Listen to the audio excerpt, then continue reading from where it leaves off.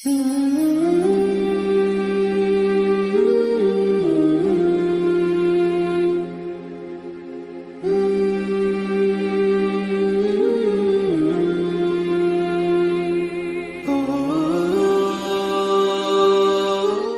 باللہ من الشیطان الرجیم، بسم اللہ الرحمن الرحیم، اللہم صلی علی محمد وعلی محمد وعجل فرجہم۔ ناظرین السلام علیکم ورحمۃ اللہ وبرکاتہ۔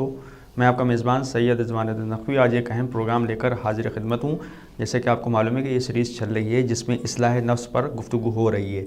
روح کی بیماریوں کا علاج کیا ہے اور کیسے ہم روح کی بیماریوں کا علاج کر سکتے ہیں، اس حوالے سے ہمارے ساتھ ہمارے مہمان عالم دین حجت الاسلام والمسلمین عالی جناب مولانا سید فیض عباس مشہدی صاحب قبلہ ہمارے درمیان موجود ہیں، جو مسلسل ہم سے گفتگو کر رہے ہیں اصلاح نفس اور بیماریوں اور روح کی کس طرح سے ہم جو روح کی بیماریاں ہیں ان کا علاج ہم کر سکتے ہیں۔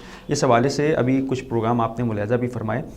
اس سلسلے کو ہم آگے بڑھاتے ہوئے صحیفہ سجادیہ کی دعا نمبر 8 کی طرف چلیں گے اور جناب سے اس کی تشریح اور اس کے بارے میں گفتگو کریں گے کہ غصہ کیا ہے۔ سب سے پہلے تو ہم جناب کا استقبال کرتے ہیں۔ جناب السلام علیکم۔ وعلیکم السلام ورحمۃ اللہ۔ کیسے ہیں جناب؟ خدا کا شکر ہے جناب، جیسا کہ جو ویورس نے ابھی اس سے پہلے ہم لوگوں کی گفتگو سنی تو اس میں سرکشی اور لالچ پر گفتگو ہوئی تھی، ابھی جو ہم لوگوں کے 3 ایپیسوڈ گئے تھے لوگوں نے ملاحظہ فرمائے۔ اب اس سلسلے کو ہم آگے بڑھانا چاہیں گے اور غصے کی اگر ہم بات کریں جناب تو کہ غصہ کیا ہے اور اگر برا ہے تو خدا نے ہمارے اندر یہ غصہ رکھا کیوں؟ اس حوالے سے نوجوانوں کے ذہن میں یہ سوال آ سکتا ہے، تو ہم چاہیں گے کہ آپ اس کی وضاحت بھی کریں ہمارے ویورس ناظرین کے لیے۔ اعوذ باللہ من الشیطان اللعین الرجیم، بسم اللہ الرحمن الرحیم، الحمد للہ رب العالمین، الصلاۃ والسلام علی سید الانبیاء والمرسلین وعلی اہل بیتہ الطیبین الطاہرین ولعنۃ اللہ علی اعدائہم اجمعین۔ بسم اللہ الرحمن الرحیم۔ ہماری دعائے صحیفہ سجادیہ کی دعا نمبر 8 کہ جس میں امام زین العابدین رحمہ اللہ والسلام نے نفسانی اور روحانی بیماریوں کا تذکرہ کیا ہے، جیسا آپ نے بھی ذکر کیا ابھی۔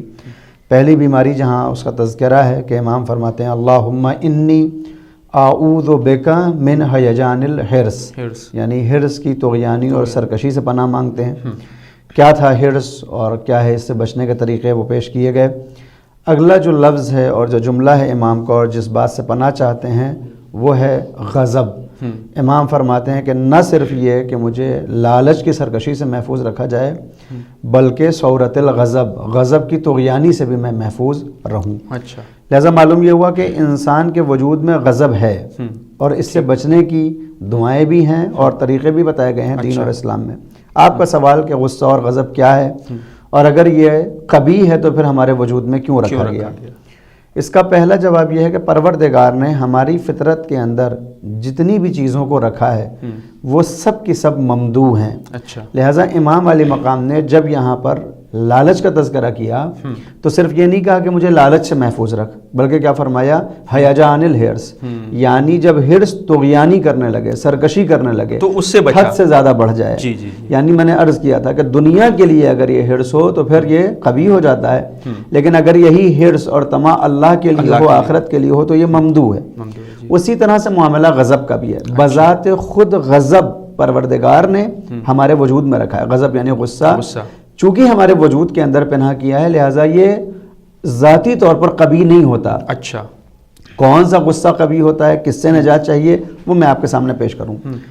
غصے کی 3 حالتیں ہوتی ہیں جب انسان کے اوپر غصے کی حالت آتی ہے۔ کیا غصہ کہ جب انسان اپنی فطرت کے خلاف کوئی عمل یا کوئی کام دیکھتا ہے تو غصہ کرتا ہے، تو وہ اس کو غصہ آنے لگتا ہے۔ اب یہ فطرت کیا ہے؟ اگر انسان اس کو پہچان لیتا ہے اپنی فطرت کو اور فطرت کے خلاف کوئی عمل ہو اور اگر اس کو غصہ آ جائے تو یہ غصہ ممدوح ہے۔ مثال کے طور پر اللہ نے انسان کی فطرت میں رکھا ہے کہ وہ حق کی اتباع کرے اور باطل کو چھوڑ دے۔ انسان کی فطرت میں یہ رکھا ہے کہ مظلوم کا ساتھ دے اور ظالم کے مقابلے پر ڈٹ کر کھڑا ہو جائے۔ لہذا چونکہ یہ فطرت میں رکھا ہے پروردگار نے، لہذا اب غصے کا کام کیا ہے کہ جب ہم کسی مظلوم کے اوپر ظلم ہوتا ہوا دیکھیں تو ہمیں غصہ آنا چاہیے۔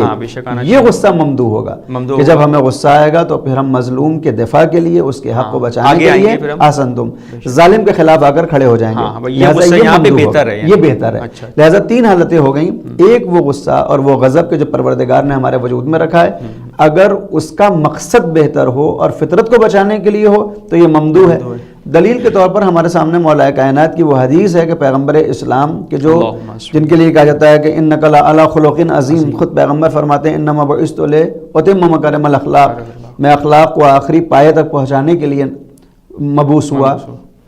اخلاق خلق عظیم کے اوپر جو پیغمبر فائز ہیں ان پیغمبر کے لیے مولا کائنات فرماتے ہیں مگر حق کے معاملے میں پیغمبر اسلام غضبناک ہو جاتے تھے جب یہ دیکھتے تھے کہ کوئی حق کو چھوڑ کر باطل کی جانب جانا چاہتا ہے، یا اگر کوئی مظلوم کے اوپر ظلم کرتا تھا تو پیغمبر اسلام کو غضب کی حالت طاری ہوتی تھی۔ لہذا مومن کی ایک علامت یہ ہے کہ اس کے اندر غصہ پایا جانا چاہیے بری باتوں کے خلاف۔ تو اب یہ ایک غصہ وہ ہو گیا کہ جو ممدوح ہے۔ دوسرا جو قبیح ہے، اب اس کے تین قسمیں ہو جاتی ہیں کہ ایک غصہ وہ ہے کہ جو معتدل ہے، ایک حصہ جو ہے وہ افراط والا ہے، اور ایک غصہ جو ہے وہ تفریط والا ہے۔ تین حصے ہو گئے۔ غصہ جو افراط والا ہے وہ قبیح ہے کہ جس کے لیے امام نے فرمایا کہ میں اس سے بچنا چاہتا ہوں۔ یہ کون سا ہے کہ انسان کی بظاہر طبیعت کے خلاف یا اس کے مفاد کے خلاف اگر کوئی عمل ہوتا ہوا دکھائی دے تو اس کے اندر وہی وہ حالت طاری ہو جائے غضب والی۔ اور اب جب یہ حالت طاری ہو تو یہ اس کے ریاکشن کے طور پر کچھ ایسے اعمال و افعال انجام دے جو اللہ کے احکام کے خلاف ہوں۔ اس غصے کی ممانعت ہے، اس کو قبیح جانا گیا ہے، اس کی مذمت کی گئی ہے۔ اسی سے بچنے کی دعا امام علیہ السلام نے فرمائی ہے، اور ہم سب کو یہ تعلیم دیا ہے کہ غصے کی حالت میں ہم اعتدال کے راستے کو نہ چھوڑیں، ہم اپنے غضب کی وجہ سے حق کے راستے کو نہ چھوڑنے پائیں۔ تیسرا حصہ غصے کا ہے تفریط والا کہ ایک انسان ایسا اگر کوئی معاشرے میں ہو کہ جس کے اندر غصہ ہی نہ پایا جاتا ہو۔ ایک طرف افراط ہے کہ بہت زیادہ غصہ، ہر بات کو غصہ آ رہا ہے، ایک طرف وہ ہے کہ اب اس کے اندر غصہ ہی نہیں ہے۔ تو اس کی بھی قباحت دین اور اسلام کے اندر ملتی ہے کہ اگر کسی انسان کے اندر غصہ ہی نہیں آتا ہے تو اس کا مطلب یہ ہے کہ وہ ڈرپوک ہے۔ کیوں ہے یہ قبیح؟ اس لیے کہ اگر ایک مومن ہے، اس کا دعویٰ یہ ہے کہ وہ مومن ہے، اور اس کے اندر غصہ ہی نہ ہو، اس کے اندر غضب نہ ہو، اس کے اندر وہ فطرت نہ پائی جاتی ہو، یعنی کہ وہ ریاکشن نہ پایا جاتا ہو، تو پھر وہ دیکھتا رہے گا ظالم مظلوم کے اوپر ظلم کرتا رہے گا، اس کی صحت پر کوئی فرق ہی نہیں پڑے گا۔ یہ دیکھے گا کہ حق باطل حق کو دبا رہا ہے، اس کو ختم کرنا چاہتا ہے، اس کو غصہ ہی نہیں آئے گا، یہ آرام سے بیٹھا رہے گا۔ تو اسلام نے اس کو قبیح جانا ہے، اس کی اجازت نہیں دی ہے کہ ہم اپنے غصے ہی کو نہ پیدا ہونے دیں۔ لہٰذا ہم یہ دیکھتے ہیں کہ قرآن کریم میں جو آیات ہیں یا جو اہل بیت علیہ السلام کی روایات ہیں، وہاں ایسا نہیں ہے کہ ان کے اندر غصہ نہیں پایا جاتا تھا، بلکہ یہ ملتا ہے کہ جب ان کو غصہ آتا تھا تو وہ اس غصے کو پی جاتے تھے تاکہ وہ اعتدال کا قانون برقرار رہے۔ دلیل میں ہمارے پاس سورہ شورا کی غالباً آیت نمبر 37 ہے کہ مومن وہ ہوتا ہے کہ جس کو غصہ آتا تو ہے لیکن جب وہ اسے غصہ آتا ہے تو وہ لوگوں کو معاف کرتا ہے۔ میں آپ کے سامنے آیت پڑھوں، بسم اللہ الرحمن الرحیم، سورہ شورا آیت نمبر 37 والذین یجتنبون کبائر الاسم والفواحش واذا ما غضبوا هم یغفرون، اور وہ لوگ کہ جو بڑے بڑے گناہ اور فحش باتوں سے پرہیز کرتے ہیں، اپنے آپ کو بچاتے ہیں۔ ایمان والوں کی نشانی کیا ہے کہ وہ برے کاموں سے اپنے آپ کو بچاتے ہیں، بڑے گناہوں سے اپنے آپ کو بچاتے ہیں، اور جب غصہ آتا ہے تو ان کو معاف کر دیتے ہیں۔ دیکھیے یہ نہیں کہا گیا کہ مومن وہ ہے کہ جسے غصہ نہیں آتا، بلکہ یہاں پر مومن کی احسنتم، یہاں پر کیا کہا گیا کہ مومن وہ ہے کہ جو اپنے آپ کو گناہوں سے بچاتا ہے اور جب غصہ آتا ہے تو وہ معاف کر دیتا ہے۔ لہٰذا غصے کا آنا برا نہیں ہے، اس کو پی جانا جو ہے وہ بہتر ہے، اس کی بہرحال تعریف کی گئی ہے۔ دوسری آیت میں پڑھنا چاہوں گا جو سورہ آل عمران سے ہے، آیت نمبر 133، اور یہاں پہ بھی یہی تذکرہ ہے۔ کیا؟ الذین ينفقون فی السراء والضراء والکاظمین الغیظ والعافین عن الناس واللہ یحب المحسنین، اور جو راحت اور سختی ہر حال میں انفاق کرتے ہیں، اللہ کی راہ میں خرچ کرتے ہیں اور غصے کو پی جاتے ہیں۔ جی آپ غور فرمائیں تو یہاں پر بھی یہ نہیں ہے کہ غصہ نہیں آتا، ان کو آتا ہے، پی جاتے ہیں، آتا ہے، وہ غصے کو پی جاتے ہیں اور لوگوں کو معاف کرنے والے ہیں اور خدا احسان کرنے والوں کو دوست رکھتا ہے۔ یہ تعریف ہو رہی ہے مومن کی کہ مومن کون ہوگا؟ جس کو غصہ آئے گا تو مگر وہ غصے کو پی جائے گا، اپنے مفاد کی وجہ سے کسی دوسرے کے اوپر ایسا غصہ نہیں کرے گا جو دین اور اسلام جس کو قبیح جانے، لیکن یہ صفت اس کے اندر پائی جاتی ہوگی۔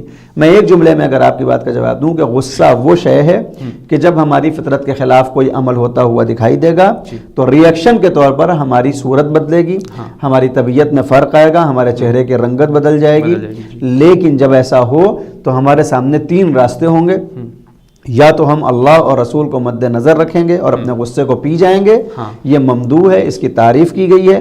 یا یہ ہے کہ ہم بالکل افراطی طور پر جو سمجھ میں آئے گا اس وقت کریں گے, تو یہ اللہ نے اس کو پسند نہیں کیا ہے اور انسان گناہ کبیرہ کا شکار ہو جائے گا اور وہ راہ خدا سے نکلتا ہوا دکھائی دے گا. اور تیسری حالت یہ ہوگی کہ اس کے اوپر کچھ بھی کیا جائے اس کو غصہ ہی نہیں آئے گا. دین اور اسلام نے اس کو بھی قبی جانا ہے. لہذا سب سے بہتر جو راستہ ہے وہ کیا ہے, جب غصہ آنا چاہیے, حق کے لیے غصہ آنا چاہیے, اپنی ذات کے لیے اگر اس کو غصہ آ رہا ہے تو اس غصے کو پی جائے تاکہ پروردگار اس کی جزا دے. دلیل کے طور پر ہمارے سامنے ہمارے امام موسیٰ کاظم علیہ السلام ہیں کہ جن کا لقب ہی کاظم, اور ہزاروں مرتبہ ہم بات کرتے ہیں اسی کی کہ کاظمین الغیظ, آپ اپنے غصے کو پی جانے والے تھے, لہٰذا آپ کا لقب ہے کاظم.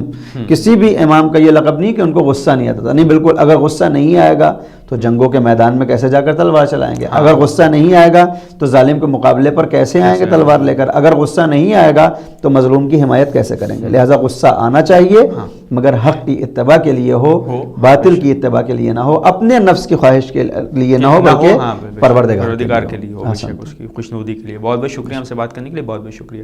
تو یہ تو تھے حجت الاسلام والمسلمین علی جناب مولانا سید فیض عباس مشہدی صاحب قبلہ, جو پروگرام اصلاح نفس کے حوالے سے روح کی بیماریوں کا علاج اور اس حوالے سے یہاں پر غصے کی حالت کی کنڈیشنز ہمیں بتا رہے تھے. اب اپنے میزبان سعید رضوان نقوی کو دیے اجازت, اس امید کے ساتھ کہ کل آپ سے اسی وقت ہماری پھر ملاقات ہوگی. آپ دیکھتے رہیے ٹی وی چینل. خدا حافظ.